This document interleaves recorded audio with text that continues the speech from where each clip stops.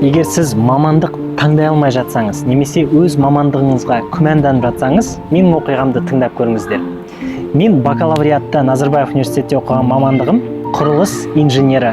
Бірақ екінші курста практика өтіп, ол салаға жүрегім жатпайтынын ұқтым. Кейін магистратурада экономика және бизнес оқыдым. Магистратурам аяқталғаннан кейін мен энергетика саясатын зерттедім. Сутегімен жүретін автобустар, сондай бір қызық мәселелердің зерттеуімен айналыстым. Бірақ ол да менің салам емес екенін ұғып, Қазақстанға қайтып келіп, ағылшын үйретумен айналысып бастадым. Ол маған ұнады, менің тұлғамды ашуға көмектесті. Менің осы өзімнің өмірлік жолымнан ұққаным, біріншіден, сіздің бакалаврда таңдайтын мамандығыңыз ондай қатты маңызды емес.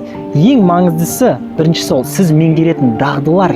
Сіз диплом алғаннан кейін қандай дағдылармен қаласыз? Екіншісі, ол әрине сіздің қызығушылығыңыз. Сіз оқитын мамандық сізге шынайы қызық па? Себебі қызық болмаса, өзіңізді қинап оқысаңыз, аса одан білім немесе дағды шығара алмайсыздар.